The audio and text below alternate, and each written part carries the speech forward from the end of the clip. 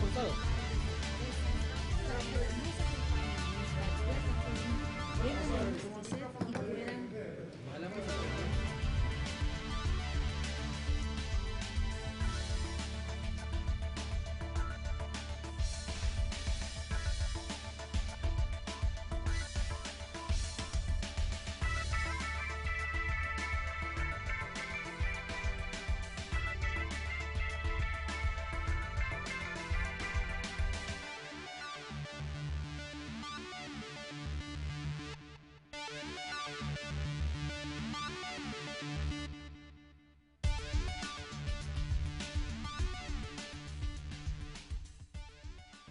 Continuamos, mil disculpas por esta breve interrupción. Les dábamos la bienvenida a nuestro programa Sin Su Permiso este miércoles 9 de noviembre y comentábamos que estamos a unas horas de mañana jueves que inicie la convocatoria al Tribunal Supremo Electoral a todos los partidos políticos para las elecciones de diputados y alcaldes. Vamos a hacer una plataforma aquí en Sin Su Permiso. A partir del próximo miércoles estaremos invitando a todos los candidatos, candidatas que tengan a bien acompañarnos en este espacio de opinión para que nos cuenten cuáles son sus planes, si son nuevos y si no, si es reelección, pues que nos vengan a contar cuáles son los logros y si han cumplido todas esas promesas. Saludo a mis colegas, Ana Giralt. Ana, buenas noches. Buenas noches, va a ser realmente interesante escuchar a esos candidatos, sobre todo que ahora sí tienen que darle la cara a los ciudadanos, Lorena, porque hoy sí el votante va a elegir por quien quiere que lo represente en la Asamblea. Exactamente, a partir de esta resolución de la Corte Suprema de Justicia, pues ahora tenemos la oportunidad de escoger los rostros de los diputados y las diputadas. Y saludo también a mi colega Francesca Falconi. Checa, buenas noches. Buenas noches, Lorena, buenas noches, amigos televidentes. Sí, y yo estaba pensando, Lorena, que esto va a ser histórico porque va a tener que cambiar el debate político, porque hoy sí va a haber una cara, un responsable de quien exigirle que cumpla sus promesas, ¿verdad? No van a ser simples promesas de campaña, sino que llevan un rostro implícito ahí. Entonces sí, periodo interesante y como tú decías, aquí vamos a estar, ¿verdad? Sí, porque la verdad es que se marca historia, un antes y un después de estas elecciones. Antes cuando solo se votaba por bandera y ahora que existe la opción de votar por bandera y candidato o solo por candidato. Así que nuevamente la invitación a todos estos contendientes para que nos acompañen en esta plataforma de Sin Su Permiso que está a disposición de todos los partidos políticos y por supuesto también de todos los candidatos independientes, que es otra novedad en estas elecciones. ¿De qué vamos a hablar esta noche? Pues en nuestra sección estelar en la entrevista vamos a hablar sobre la misoginia en El Salvador.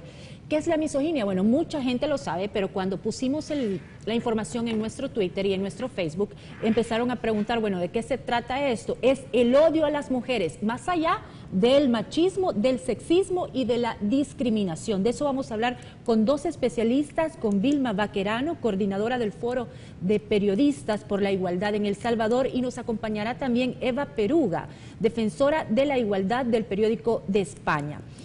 Vamos a iniciar también con el debate, hablando sin permiso. Ya teníamos varias semanas de no hacerlo, pero hay una noticia muy importante que comentar, la que recibíamos el lunes por la noche y se confirmó el martes por la mañana, la renuncia del ministro de Seguridad, el ministro Melgar.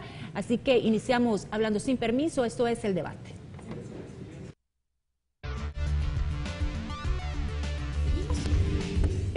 Ana, como decíamos, el ministro Melgar renuncia el lunes por la noche a través de una carta donde le presenta su renuncia irrevocable al presidente de la República. Y aquí solo pueden haber pasado dos cosas, no hay ni siquiera un tercer escenario. O él decide renunciar o el presidente se la pide, la renuncia. ¿Qué crees tú que pasó? ¿Crees que realmente él decidió renunciar o le pidieron la renuncia?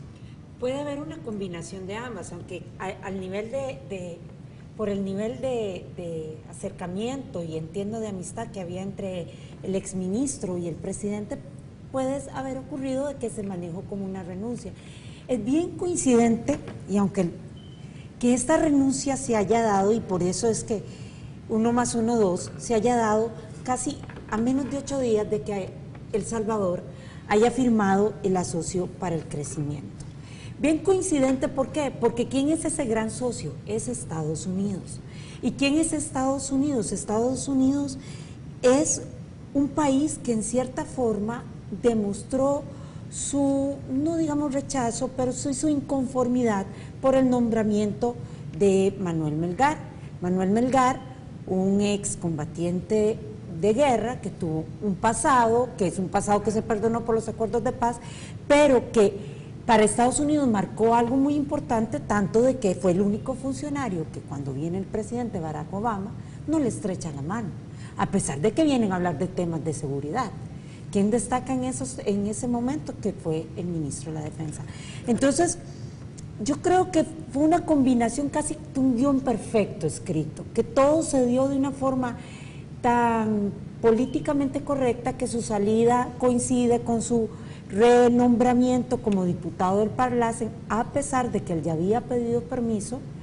Entonces, dignamente sale, no se queda sin trabajo porque se va para el Parlacen 5 años, ganan bien los diputados del Parlacen, tal vez más que un ministro, y al mismo tiempo le deja esto como ese compromiso o ese incomodidad. Pero ese es un guión bien armado, como tú bien lo dices. Sin embargo, atrás de eso tiene que haber una razón, porque ese es un guión. ¿Cuál es la razón que hay atrás de eso? Yo la verdad creo que la salida obedece a una necesidad urgente del Ejecutivo de generar confianza en el país. Y los empresarios habían estado pidiendo insistentemente una carta de cambio que era la renuncia del ministro para dar su apoyo abierto. Y como decía Ana, viene el Asocio por el Crecimiento, donde hay un fuerte componente de alianzas público-privadas, que es la integración del gobierno con la empresa privada en proyectos de desarrollo para el país. Y la empresa privada siempre, desde el inicio del mandato y desde la elección del exministro como representante del máximo órgano de defensa, de seguridad, venía pidiendo que por favor se cambiara, o venía pidiendo la cabeza de Sin embargo, en un comunicado de prensa, el presidente de la República niega rotunda y categóricamente que la renuncia del ministro Melgar se haya debido a presiones externas. Pero es que es lógico que lo va a negar, sobre todo si tomas en cuenta que es un presidente que se desmarca totalmente de cualquier cosa que ponga en duda su independencia en la toma de decisiones. Ahora, pero él no lo decidió, él está aceptando una renuncia. Él está aceptando una renuncia, pero por eso insisto en lo del guión. Insisto en lo del guión, ¿por qué? Porque todo coincide. Lorena, tú y yo somos socios, pero yo soy la socia mayoritaria. En este caso son socios que no tienen un fin lucrativo. Yo como socia mayoritaria, ¿te puedo poner condiciones a vos? Sí, yo me asocio con vos, pero me quitas a Francesca. Pero también recordemos que... Porque no me gusta. Entonces tengo todo el derecho como socio. Estados Unidos es el socio de eso, de un proyecto cuyo principal fin es regresarle al Salvador, o que El Salvador tenga oportunidades de crecimiento. Y para que tenga esas oportunidades, El Salvador tiene que combatir uno de sus grandes déficits, que es la delincuencia. Pero todo un proyecto como el Asocio por el Crecimiento va a estar cuestionado o va a ser una moneda de cambio. Pero también recordemos que la renuncia del ministro se da luego de uno de los fines de semana más violentos del año. Es que eso también es decir, eso coyunturalmente te valida o te invalida tu labor como máximo funcionario. Y el presidente Funes reuniéndose en Estados Unidos con el presidente Barack Obama, informes que revelan que el país no crece no porque no haya voluntad, sino que por la seguridad. La verdad yo siento que era una presión bastante grande y era, como dice Ana, el momento justo. Pero no para podría ser también elegante. una presión por el propio lado del partido, porque ¿qué tanto le conviene? Pero ¿qué tanto le conviene al partido, al FMLN, que su figura como Manuel Melgar sea uno de los ministros más cuestionados, con menos popularidad, y que de cara a unas próximas elecciones una figura tan importante del FMLN se iba a ver desgastada por el mal trabajo que se ha hecho en seguridad? Puede ser, Lorena, puede ser, pero para el FMLN tiene más carga los señalamientos contra el presidente que contra Melgar. Ahora, sí te voy a decir una cosa, y lo que Francesca dice es cierto. Tenés dos tipos de ministros, uno eficiente como ha sido el ministro de Obras Públicas, que ha sido un ministro muy eficiente, y uno realmente deficiente como lo fue Manuel Melgar, deficiente hasta la forma de expresarse. Los dos cúpulas dentro del partido, y los dos miembros del partido. Entonces, ¿qué es lo que pasa? Había una deficiencia hasta en la forma de transmitir el mensaje que no le entendías. también hay que ver hasta dónde él realmente tuvo planes de mano dura contra la delincuencia y no se lo permitieron. Yo creería que no. Lo que te daba la impresión era que un ministro que no tenía rumbo. Nada. Porque en un país donde en vez de reducir te crecen las muertes cada día, vos decís, algo está pasando y la cabeza no está sirviendo. Entonces, yo siento que fue una combinación de todo. Fue la combinación de este asocio, fue la combinación de una mala gestión, una muy, muy mala gestión. Y al mismo tiempo, bueno, le favorece que se va para el nombramiento. Sí. Y habrá influenciado también que en esos días, justo creo que 2 o 3 días antes, también se había revelado un informe en el cual El Salvador aparecía como el número 1 en el mundo, como el país más violento. Aunque ese informe estaba validado hasta el 2009, obviamente si se tomaba la fotografía de este día, estábamos en el 2 o 3, sí. O sea, siempre estábamos como entre los primeros lugares. Y además que recordemos que la gente vive de percepciones. De repente, el fin de semana más violento, 31 muertos en un fin de semana, el asocio con Estados Unidos, y viene este informe, había que hacer algo para limpiar la casa, ordenarla. Sí influyó, a nivel de percepciones sí influyó. Sí influyó, y aunque es cierto, los datos tal vez no están actualizados, pero lo que hablaba Francesca ayer, no están actualizados, pero si los actualizas van a superar estos datos que refleja este informe. Todo influye y de acuerdo con Francesca, es un tema de percepción y a la vez creo que internamente el presidente fue consciente de que ya era una cuestión insostenible. Ya de por sí el tema de seguridad es un tema perdedor para cualquier gobierno, sí. Pero le sumas que tu cabeza no destaca por eficiencia, entonces vos decís, tenés que ser claro, con la mano en el corazón y decir, no puedo seguir. ¿Cuál es el reto que tiene ahora el presidente de la República para nombrar al nuevo líder de la seguridad en el país? Yo creo primero poner a alguien eficiente, poner a alguien que en el primer mes se vea reflejado con hechos su trabajo, no solo con un discurso. Y alguien que tenga ya una credibilidad montada ante la ciudadanía, un respeto ganado, alguien que se sepa que puede hacer algo por la seguridad del país, ya sea por sus antecedentes o por el potencial que tiene. Y alguien con plan de acción. Sí. ¿Ven ustedes posibilidades entre los nombres que se han estado manejando en los diferentes medios, que es el diputado Benito Lara, el viceministro de Seguridad, Henry Campos, y también el ministro para la Defensa, Munguía Payés? Yo lo siento más el ministro de la Defensa. Yo sé que eso es un tema sensible para el FMLN, porque coincidentemente esta semana el diputado Roberto Lorenzana hablaba de que el FMLN no quiere que se militarice la PNC. Correcto. Pero ante los niveles tan grandes de delincuencia, casi que vamos a tenerle que pedir permiso a los delincuentes para salir, necesita de verdad mano dura. Hoy sí, aquel famoso plan de seguridad del gobierno pasado, aplicarlo, al menos el concepto. Yo le doy más posibilidades al ministro de la Defensa. Pero también Henry Campos, porque tiene cierta cercanía con el presidente y también tiene un bagaje comprobado en diseño de estrategia. Francesca, pero Henry Campos es parte del equipo que Manuel Melgar dejó. Tampoco destacó Henry Campos, o no lo dejaron destacar. No lo dejaron destacar, quién sabe. Bueno, vamos a finalizar hasta aquí el debate, el primer bloque. Vamos a una pausa comercial. Cuando regresemos, vamos con la primera parte de nuestra sección estelar, la entrevista. No nos cambie, que ya volvemos.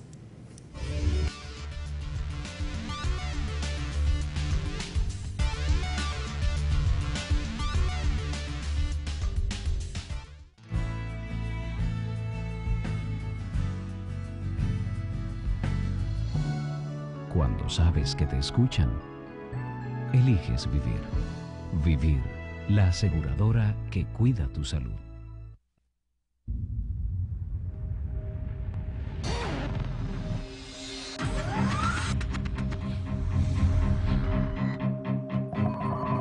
El inicio de una estrategia financiera, desde los negocios y la actividad económica hacia toda Centroamérica. El Economista Regional, una revista especializada donde encuentras el panorama empresarial y los principales movimientos financieros. El Economista, el modelo regional de información económica. Les invito a partir del domingo 13 de noviembre, siempre a las 8 de la noche, a ser testigos del mejor debate político del país de cara a las elecciones de marzo del 2002. El mejor debate político del país, véalo en Canal 33. Les prometo que será un debate político diferente. El debate político con Nacho Castillo, todos los domingos a las 8 de la noche, en Canal 33, la televisión salvadoreña.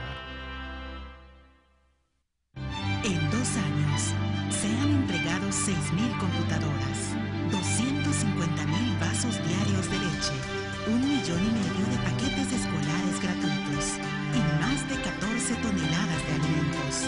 Los matriculados aumentaron 48%, 100.000 personas más aprendieron a leer y escribir y 6 municipios quedarán libres de analfabetismo. En educación, el cambio sigue.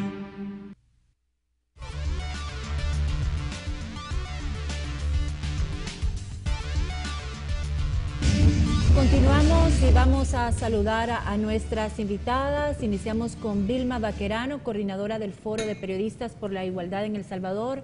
Vilma, buenas noches, bienvenida, gracias por aceptar la invitación. Buenas noches, gracias a ustedes por invitarnos y sobre todo felicitarlas porque sé que están en su 2º aniversario, así es que ya quisiéramos programas con la calidad periodística de estos más frecuentes. Muchas gracias, Vilma, y también un honor contar con una reconocida periodista, Eva Peruga, española, defensora de la igualdad del periódico de España. Buenas noches, Eva, hola, bienvenida a nuestro país y bienvenido al programa. Buenas noches, gracias, y me sumo a la felicitación, que no conocía que era el 2º año, pero está muy bien, claro. Estamos el miércoles pasado, cumplimos nuestro 2º aniversario, pero igual seguimos celebrando al lado de mujeres exitosas. Eva, iniciamos contigo. Entendemos que esa es la figura de la defensora de la igualdad en un medio, es una figura nueva. Sí. ¿De qué se trata esta figura? Porque aquí la desconocemos. Sí, es una figura nueva en el mundo, por lo tanto es difícil de definir, porque en realidad la estoy construyendo, dado que no tengo ningún modelo ni ningún referente. Algo que es habitual en las mujeres, no tener modelos ni referentes, ¿no?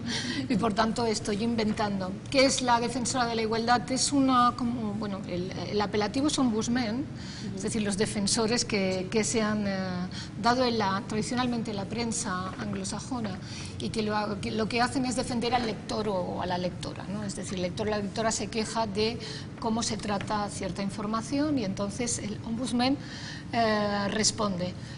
Mi figura sería como el ombudsman, pero en temas de igualdad y temas de género, de no discriminación. Ese sería mi trabajo. Lo que pasa que yo he incorporado más cosas porque dado que es nueva la figura, pues voy abriendo camino y voy inventando un poco, ¿no? Pero vamos a ver, ¿cuál es el rol que usted ejerce dentro del periódico? Bueno, el sistema es un poco como el ombudsman, es decir, yo actúo en función de las cartas que recibo de los lectores y de las lectoras, es decir, es una ventana abierta a la opinión que tienen ellos, que son los consumidores, de hecho, de nuestro producto, y por tanto nos debemos a ellos, ¿no? Todo el mundo, ustedes a la audiencia y nosotros a los lectores y a las lectoras. Si ellos consideran que alguna información, tanto la escrita como la gráfica, no la publicidad, porque yo me ocupo de la parte periodística, no de la parte comercial y de empresa, por lo tanto yo no entraría en el terreno de la publicidad. Bueno, me escriben mails, porque cartas ya no escribe casi nadie, y entonces yo doy curso. ¿Qué hago? Pues hablo con los jefes de área, les planteo la queja o la reflexión, a veces son reflexiones, y eso se convierte en una pieza de opinión.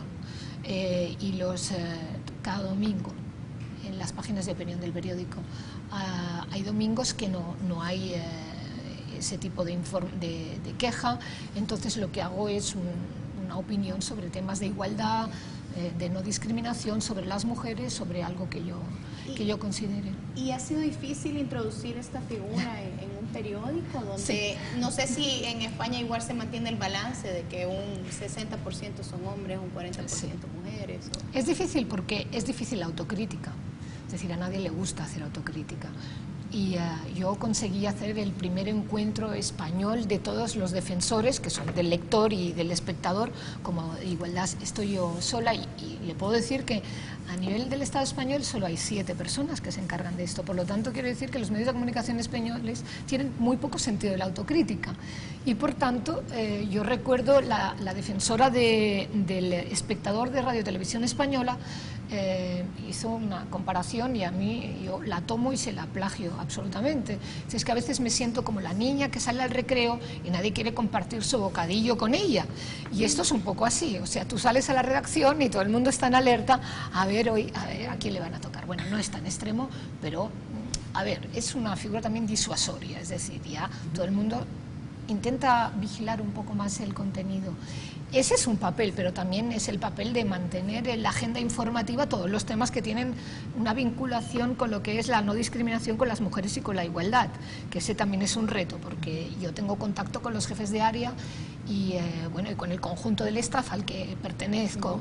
Yo también, y es un poco que esos temas no decaigan, es decir, que se hable no solo de temas de mujeres, sino que la mujer esté presente y se pueda visualizar en todas las informaciones, es decir, que existen mujeres médico, existen mujeres empresaria y existen mujeres en todos los estratos de la sociedad, ¿no? Vilma, y en el caso de nuestro país, uno de los objetivos del Foro de Periodistas por la Igualdad sería promover e introducir una figura similar a esta en los medios.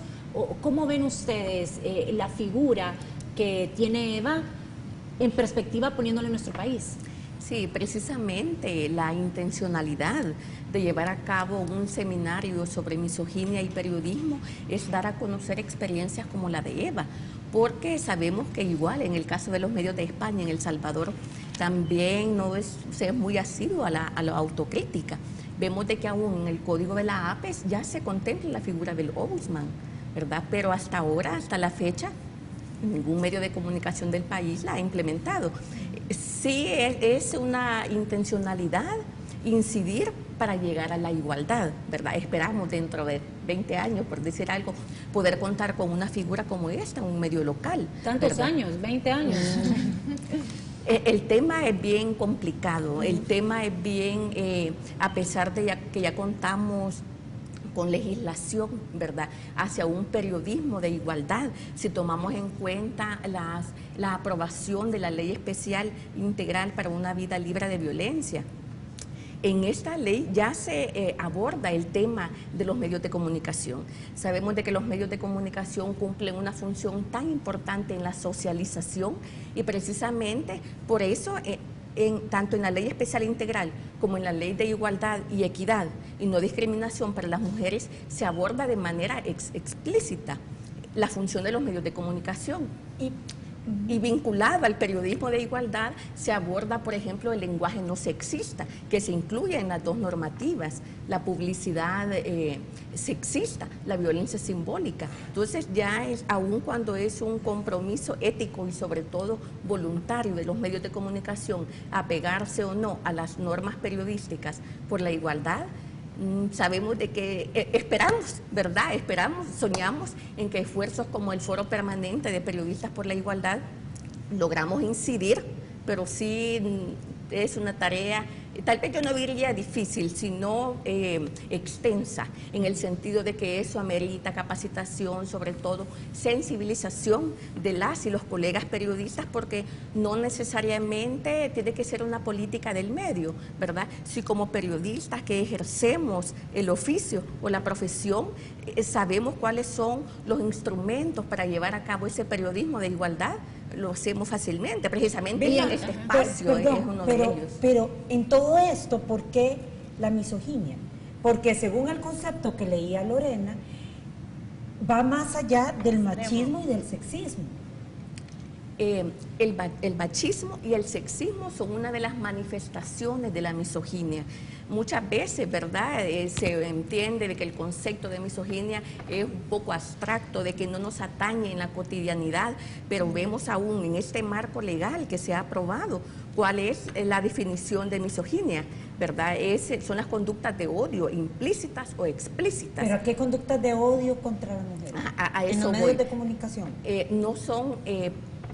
porque el concepto, ¿verdad?, así lo dice, que es de odio o menosprecio, de valorización de lo considerado femenino, pero como no es una intencionalidad consciente a veces, otras veces es inconsciente, producto de todo un proceso de socialización, de discriminación hacia las mujeres y muchas veces de institucionalización de la misoginia en el Estado. Pero, por ejemplo, sea consciente o inconsciente, danos un par de ejemplos para que la gente lo entienda. Uno de los ejemplos frecuentes en los medios de comunicación es la invisibilización de las mujeres como fuentes o protagonistas de la información.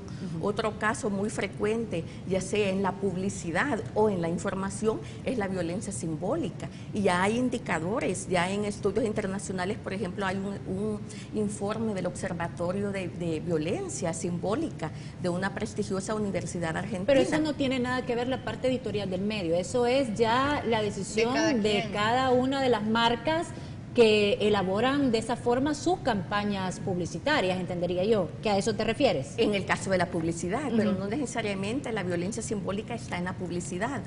Lo que quería llegar era de que uno de esos indicadores es, por ejemplo, cuando se asocia a las mujeres de manera exclusiva con funciones tradicionales que están asociadas al ámbito doméstico, o cuando se banalizan las necesidades de las mujeres, o en el caso más frecuente, con este problema que tenemos de la violencia contra las mujeres en nuestro país, que ya a la fecha llevamos 528 feminicidios, ¿verdad? Hasta el mes de octubre, por ejemplo, cuando se califica de que una muerte de una mujer se debe a un crimen pasional, ¿verdad? O hemos hecho monitoreo de los medios de comunicación y aún se usan adjetivos que se dice de que las mujeres han sido asesinadas por infieles, que han sido asesinadas porque ellas vestían mal. No sé si ustedes recuerdan el caso de 2 jovencitas de Apopa que fueron mutiladas, ¿verdad? Sí. Un hecho muy lamentable. Y allí en la nota se decía de que a una de las niñas, las 2 niñas eran de 14 y 15 años, de que una de las niñas ya se le había advertido de que ella vestía muy provocativa, vestía con faldas cortas y que era demasiado inquieta. Entonces, si hacemos un análisis del periodismo por la igualdad, ahí se puede intuir cómo generalmente se responsabiliza. Sí, casi le estaban echando la culpa a las niñas. Pero ¿es culpa del periodista o del medio o es culpa de la fuente? Porque al final el periodista lo que hace es trasladar lo que la fuente le dice. Tal vez eso no lo aclara, sí. Bueno, en España no vivimos esa situación, afortunadamente. Con el tema de la violencia machista, hace ya muchos años que hicimos ya un cambio radical. Es decir, en el momento en que se descubrió que, es decir, que existía la violencia doméstica, en el sentido que era algo que se reducía al campo privado, cuando pasó al campo público, y pasó especialmente porque desde los medios de comunicación, especialmente desde la televisión, empezaron a salir las mujeres para denunciar estas situaciones. Entonces se hizo un cambio radical. Eso vino acompañado de muchas leyes y la verdad es que el tratamiento de la violencia machista en los medios de comunicación ahora se hace con exquisito gusto, ¿no? Por decirlo de alguna manera. Alguna televisión se sale a veces un poco del patrón porque hace amarillismo, no sé si se dice amarillismo aquí, periodismo sensacionalista, pero la prensa se hace con muchísimo cuidado, se evitan las imágenes, por ejemplo, y se trata o estrictamente la noticia tal cual, pelada, es decir, sujeto, verbo, predicado sin adjetivos, se procura no recurrir nunca a el vecino, el primo, se procura no sacar a la familia, sobre todo si hay niños, y no hay imágenes y no se hace una valoración del hecho, es decir, no se encuentran adjetivos al lado. Y luego se acompaña de informaciones que hablan del fenómeno, es decir, se habla con los expertos para explicar las causas, las consecuencias, quién atiende a estas víctimas, quién atiende al agresor. Aunque ahora hay una polémica sobre qué hacer, si es efecto simpatía o no, es decir, si el hecho de haber sacado durante tantos años este tipo de informaciones genera nueva violencia en los agresores. Yo particularmente pienso que no, eso es como con el fenómeno terrorista, es decir, hay que esconderlo y no hablar de él y así dejará de existir, no, sigue existiendo. Y como los medios de comunicación pienso que estamos para reflejar lo que existe y que no hacemos bien nuestro trabajo cuando no reflejamos lo que existe, entonces creo que cuando hay un acto de violencia se tiene que dar esa información. Vamos a una pausa comercial, en breve regresamos con la segunda parte de esta entrevista, no nos cambien.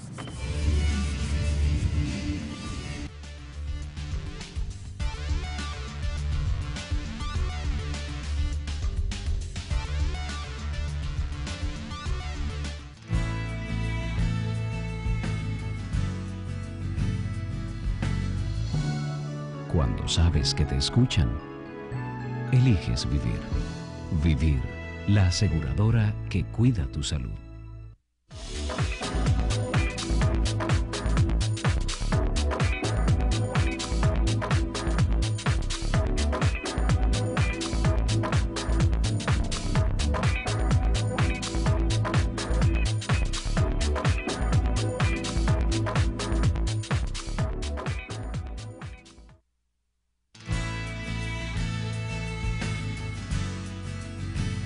decides sentir a qué sabe cada momento de la vida, eliges vivir. Vivir, la aseguradora que cuida tu salud.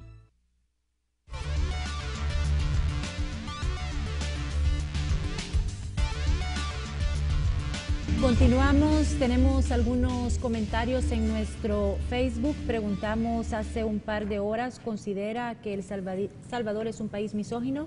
Violet Gavidia nos dice no. Armando de la Rosa nos dice en cierto modo sí. Checho Martínez dice no creo, aunque entre ustedes las mujeres a veces hay mucho rechazo.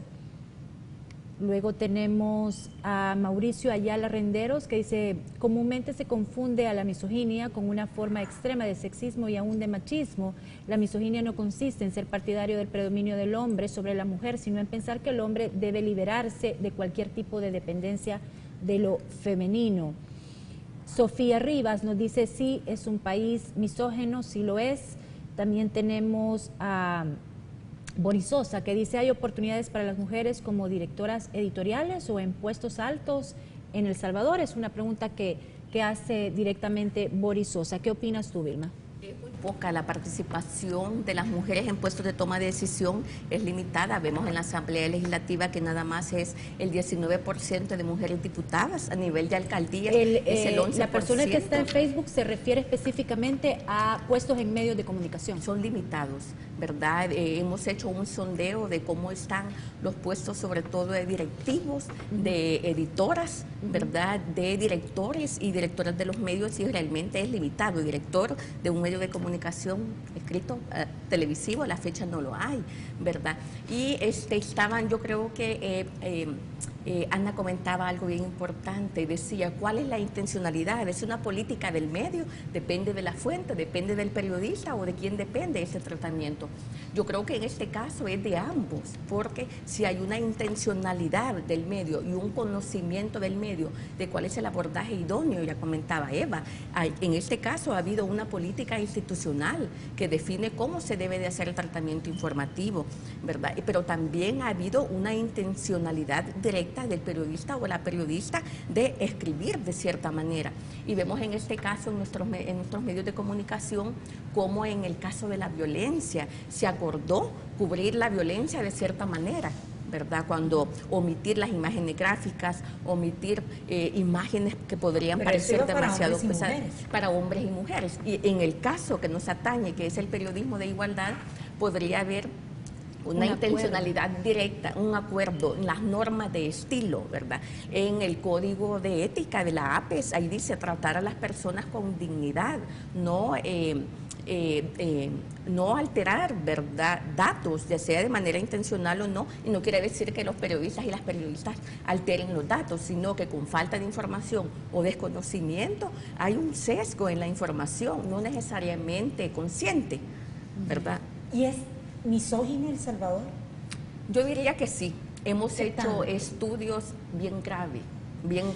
Si partimos de los conceptos que aún más conocidos de cómo se define en este momento la Ley Especial Integral para una vida libre de violencia, a partir de ese concepto hemos hecho un estudio, ¿verdad? Y cómo se ha institucionalizado la misoginia, y vemos aún cuando El Salvador se proclamó un país libre y soberano después de la independencia, como una clara intención en la Constitución de la República de discriminar a las mujeres, de negarles el acceso a la educación, de negarles el acceso ciudadano. Habían tantos requisitos en la Constitución del país que se les exigía, por ejemplo, a las mujeres para considerarse ciudadanas, haber terminado la educación primaria. Pero en este tiempo, en el 2000, casi terminando el 2011, iniciando el 2012, ¿cómo está la situación del Salvador? Porque si nos vamos para la historia, toda Centroamérica pasa, es como se aplazan, pero han cambiado las cosas, quizá no como se quisiera ni con la rapidez que se quisiera, pero actualmente creo que las mujeres, bueno, aquí estamos 3 mujeres debatiendo política, cosa que no existía. No voy a decir que el 33 es misógino, al contrario. Entonces, se están abriendo espacios y oportunidades. Sí, se han hecho avances importantísimos y la aprobación de estas leyes es precisamente uno de esos avances más importantes que hemos hecho. En el plano formal, la mayoría de legislación discriminatoria contra las mujeres se ha dejado de lado, ¿verdad? Se han aprobado reformas explícitas para evitar la discriminación laboral, para evitar la discriminación en las escuelas, para fomentar la equidad en las tasas de escolaridad. Y en la actualidad no es un tema también de que la mujer también tiene que tener espacios para exigir su representatividad, digamos, como por ejemplo este foro que se ha abierto, o sea, este es un avance también, o sea, la mujer tiene que abrirse paso también. Sí, eso lleva a cabo sobre todo, eso depende de los procesos de empoderamiento que hay de las mujeres, organizadas o no organizadas, de la conciencia ciudadana, pero también tiene que ver mucho con la educación, ¿verdad? Con la educación, con la calidad educativa que se dé en los centros escolares a los niños y a las niñas, en que se les crea esa conciencia crítica y sobre todo de exigencia de sus derechos como niños y niñas. Entonces, sí, depende mucho sobre todo de la conciencia y de ese ejercicio ciudadano de hombres y mujeres. ¿Qué tanto una figura como la de usted dentro de un periódico contribuye a generar esa conciencia? Absolutamente, porque los medios de comunicación generamos modelos y por lo tanto lo que nosotros publiquemos, en eso podrá identificarse una niña. Es decir, si en televisión las niñas lo único que ven es que las mujeres ejercen un cierto tipo de trabajos o solo representan a un modelo, primero les negamos la diversidad. Cuando al hombre no se le niega, el hombre puede ser todo. Desde el punto de vista profesional lo mismo. Es decir, cuando tú ves una telenovela, se llama aquí una telenovela, o ves cualquier cosa en televisión, para las niñas es importante ver que también hay doctoras, hay ingenieras y hay de todo en la sociedad, por lo menos en la sociedad europea. Yo desconozco cómo es la centroamericana, pero la europea hay de todos. Entonces, eso es lo que nosotros explicamos en un periódico y por lo tanto tiene que ser de esta manera, tiene que ser diverso. ¿La figura de la igualdad cómo ayuda? Pues precisamente generando ese tipo de contenidos y ayudando a que se genere ese tipo de contenidos para ejercer un modelo real. Eva, y usted que viene acá a dar una charla en el marco del Foro Permanente de Periodismo o de Periodistas, ¿qué análisis hace de los medios de comunicación de El Salvador? La verdad es que no puedo hacerlo en profundidad porque tampoco los conozco, entonces pero hablar sobre algo que no sé, preferiría no hacerlo, pero por lo poco que he visto de la sociedad y en definitiva los medios de comunicación, la mayoría de veces lo que hacen es representar esa realidad que se ve en la calle. Yo diría que tienen que hacer un largo recorrido. Es decir, por ejemplo, me he fijado que desde el punto de vista de las nuevas tecnologías se están intentando entrar y estar, porque si no estás, no estarás. Y desde el punto de vista de la mujer pienso que es lo mismo. Es decir, el siglo XXI es un siglo que descansa en dos piernas muy largas, como las piernas de una mujer. Una pierna son las nuevas tecnologías y la otra son las mujeres. Y el que no esté por esta labor fracasará. ¿Por qué? Pues porque la crisis económica nos ha demostrado que la falta de diversidad genera fracaso. Entonces, desperdiciar todo ese talento, me han dado las cifras esta mañana de las universitarias que hay. Que esas universitarias luego tienen que situarse en el mercado laboral, si no ese talento lo desperdicias. Y eso se computa económicamente. Por lo tanto, yo creo que es fundamental que la sociedad y los medios de comunicación tengan un criterio, es que yo no le llamaría de igualdad, es decir, Vilma lo llama periodismo de igualdad, yo le llamaría buen periodismo. Sí, tiene que ser así. Tú decías que España recorrió un largo camino, una gran trayectoria. ¿Cuáles fueron los principales obstáculos y si esos obstáculos serían comunes para nosotros saber como país a qué nos vamos a enfrentar? Porque igual vamos a recorrer ese mismo camino. Claro, bueno, es un cambio cultural y social que va unido pues a la mayor educación, sin lugar a dudas, y al mayor nivel económico. Es decir, contra más posibilidades tienen las personas, más se organiza esa sociedad. Que nos ha ayudado también mucho en España, nos ha ayudado el marco legal. Es decir, los avances se pueden hacer, se tienen que hacer con las leyes. Las leyes no son suficientes, pero sin las leyes desde luego no se avanza, eso está clarísimo.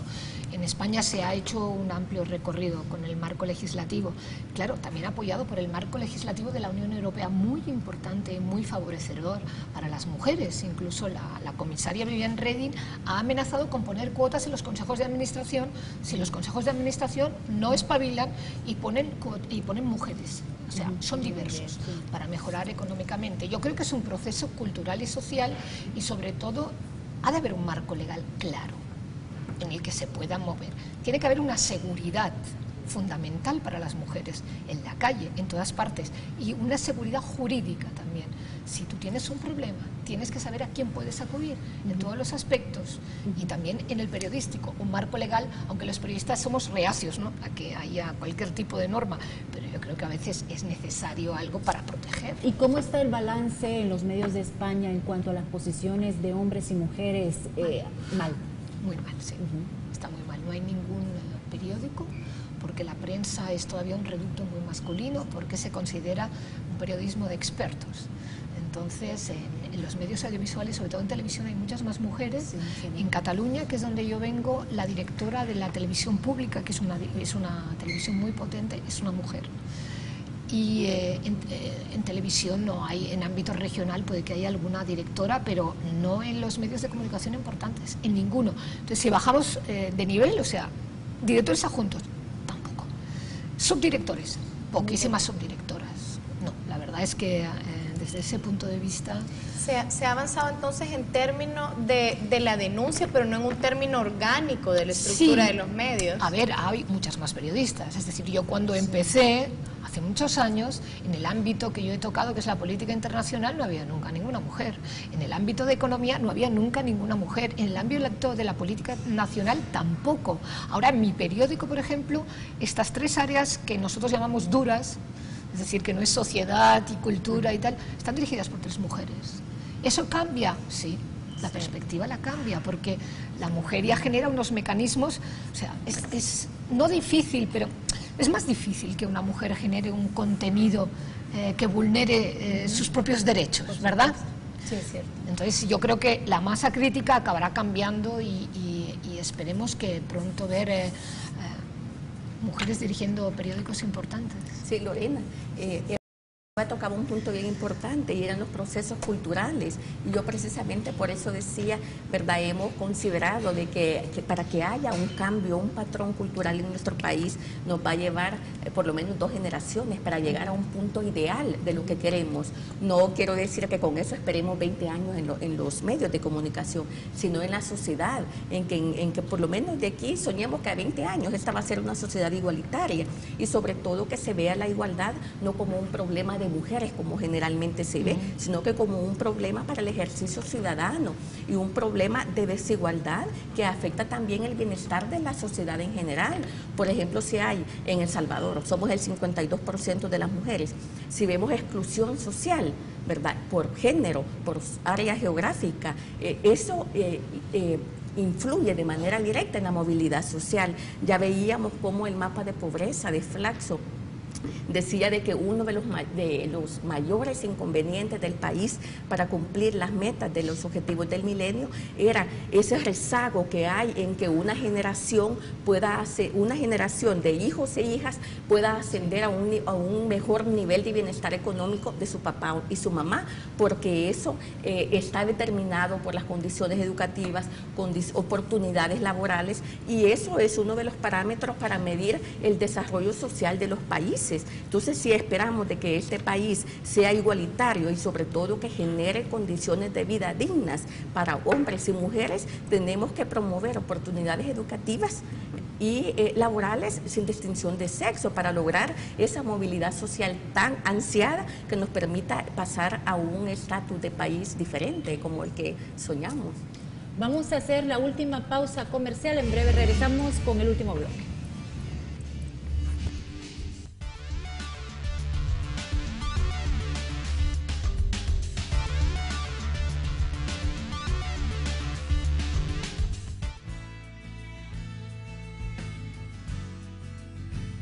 Cuando sabes que eres importante. Eliges vivir. Vivir, la aseguradora que cuida tu salud. A cada momento se genera información en nuestro país y el mundo. Encuéntrela en nuestra página web de una forma completa y actualizada. Todos los días debatimos sobre los principales temas del país con los sectores de nuestra sociedad. Visite nuestra página web, manténgase bien informado y obtenga los elementos que forman opinión. www.canal33.tv.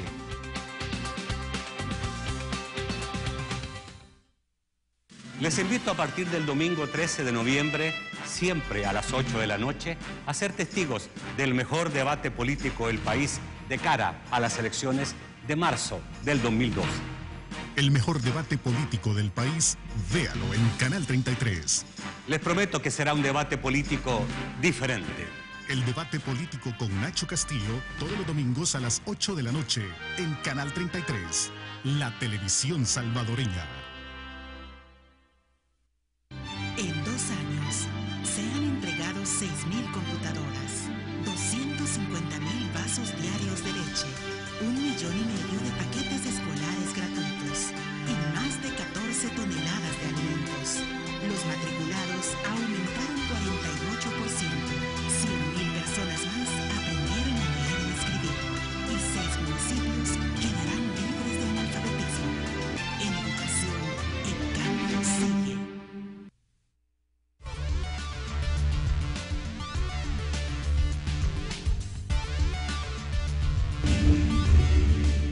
Continuamos.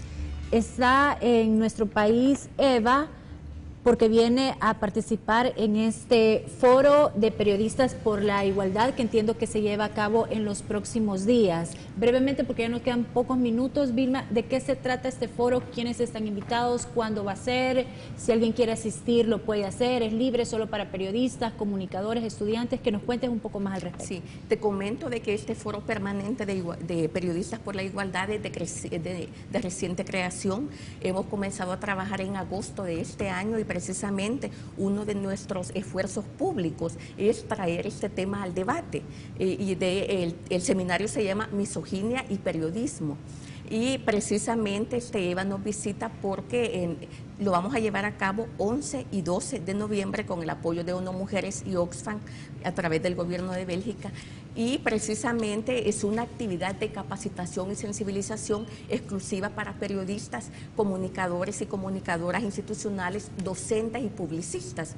En la jornada del día viernes tiene una participación bien extensa de Victoria Pérez. Ella es una psicóloga y catedrática de la Universidad de Baleares de España, que va a abordar el tema de misoginia en los medios de comunicación, y Eva, que va a desarrollar el tema de la Defensoría de Igualdad. Tenemos también a un grupo panelistas de medios de comunicación locales para que podamos comentar un poco las participaciones de ellas dos.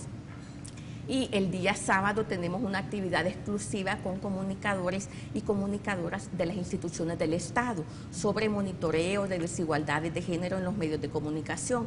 Así es que aprovecho a una invitación. El día 11 es en el Hotel Intercontinental, ¿verdad? Así es que todas las y los colegas periodistas están invitados. ¿Tiene algún costo?